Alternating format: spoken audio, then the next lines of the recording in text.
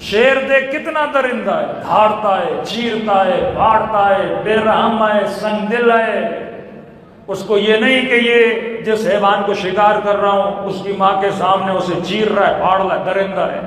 فرما اس کا گوشت تو گوشت ہے، یہ نہیں کہ شیر کے گوشت میں وٹامن نہیں ہے، یہ نہیں کہ شیر کے گوشت میں پروٹین نہیں ہے، شاید ہائی لیول کا پروٹین ہو۔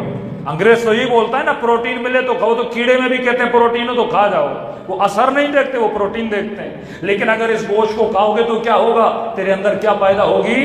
درندگی پیدا ہوگی، تو سنگ دل بنے گا، اسی طرح چیرے گا، پھاڑے گا، لوگوں کو نقصان دے گا اگر یہ گوشت کھائے گا۔ تبھی خدا نے جتنے ویجیٹیرین حیوانات تھے سب کو کیا کیا؟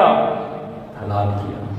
پرندوں میں وہ پرندے حلال کیے جو فضلہ نہیں کھاتے۔ اگر کوئی حلال حیوان فضلہ کھاتا بھی ہے تو اسلام کے حکم سے کیا کرو؟ استبراء کرو، 3 دن، کبھی کا 6 دن، کبھی کا 7 دن، اس کو اپنے گھر میں رکھو اور حلال کھلاؤ تاکہ اس کا گوشت کیا ہو جائے، اس کے اندر اس فضلے کے اثرات، گندگی اور نجاست کے اثرات کیا ہو جائیں؟ ختم ہو جائیں۔ سارے حیوانات جو کوا حرام ہے فضلہ کھاتا ہے، چیل حرام ہے گندگی کھاتی ہے، گوشت کھاتی ہے، یعنی اگر پرندہ بھی گوشت کھائے تو تیرے لیے کیا ہے؟ حرام ہے۔ اس حیوان کے گوشت کو میرے لیے حلال کیا جو حیوان ویجیٹیرین تھا، جس میں درندگی کم تھی۔ اب آپ کتا دیکھیے کتنی درندگی ہوتی ہے، شیر میں کتنی درندگی، بکری کتنی معصوم ہوتی ہے۔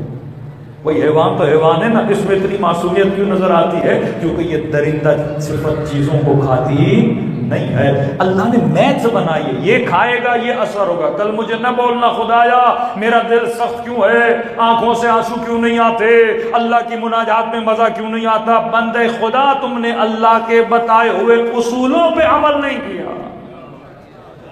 یہ دین اسلام پوری میتھ ہے، اگر اس میتھ پہ عمل کرو گے تو جنت کا راستہ تیرے لیے ہموار ہوگا، اگر اس میتھ اور فارمولہ آف قرآن پہ عمل کرو گے تو جنت میں جانے کی صلاحیت پیدا ہوگی۔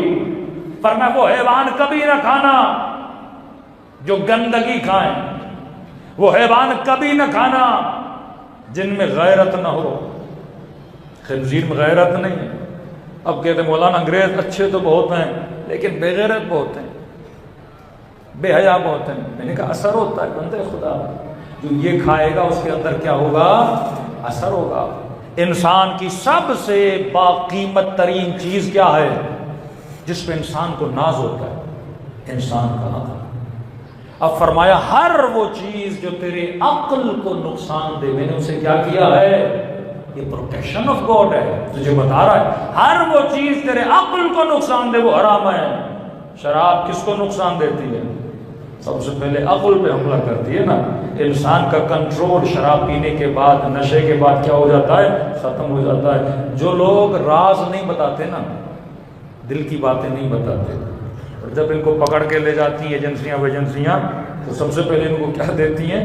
ہائی ڈوز نشہ دیتی ہیں۔ اب بندے کو نشہ ہوگا نا، اس سے پوچھو گے کل رات کہاں تھے، عقل کام ہی نہیں کرے گی نا، فر بتانا شروع کر دے گا۔ تو یہ جو شراب ہے آپ کی عقل کا قفل، عقل کا مطلب آپ کو بریک لگائے گی، یہ چیز بول، یہ چیز نہ بول، یہ کام کر، یہ کام نہ کر۔ شہوت انسان پہ غالب آ گئی، انسان شہوت کو پورا کرنا چاہتا ہے، عقل فوراً روک دیتی ہے۔ بندے خدا اے جوان جسے تو دیکھ رہا ہے یہ تیرا ناموس نہیں ہے، یہ کسی غیر کا ناموس ہے۔ اگر دکان پہ بھوک لگی بندہ کھانا چاہتا ہے، اب جیب میں پیسے نہیں ہیں، لیکن اگر ہوش میں ہوگا تو کہے گا دکان سے چیز اٹھاؤں گا پولیس پکڑے گی، مجھے مار پڑے گی، بغیر اجازت کے چیز نہ اٹھائی جائے۔ لیکن یہی بندہ نشے میں ہوگا، کسی بھی دکان پہ جائے گا چیزیں اٹھانا شروع کر دے گا، کیونکہ جب عقل نہیں ہوتی تو انسان فوراً بھوک بجھانا شروع کرتا ہے، جب عقل نہیں ہوتی فوراً شہوت کو پورا کرنا شروع کر دیتا ہے، جب عقل نہیں ہوتی فوراً غصے کو اتارنا شروع کر دیتا ہے، جب عقل نہیں ہوتی جو منہ میں آتا ہے بندہ بولنا شروع کر دیتا ہے۔ لیکن عقل بندے کو باادب بناتی ہے۔ حر جنتی کیوں بنا؟ کیونکہ حر کی عقل ایکٹیو تھی، یہ شناس تھی کہ حر حسین تیری ماں کو بول سکتا ہے، تو حسین کی ماں کو نہیں بول سکتا۔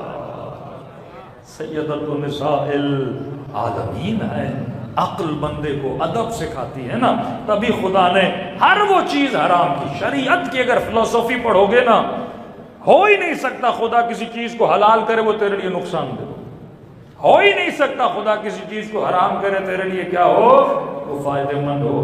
جتنے ڈاکٹرز ہیں سب کی ریسرچ پڑھ لیں، خنزیر پہ ہی صرف پڑھ لیں اس کے گوشت کے کتنے نقصانات ہیں، بلینز تعداد میں اس کے اندر بیکٹیریا ہوتے ہیں۔ یہ دنیا کا واحد گوشت ہے جو کاٹنے کے بعد 10 منٹ میں اس کے اندر کیڑے چلے جاتے ہیں۔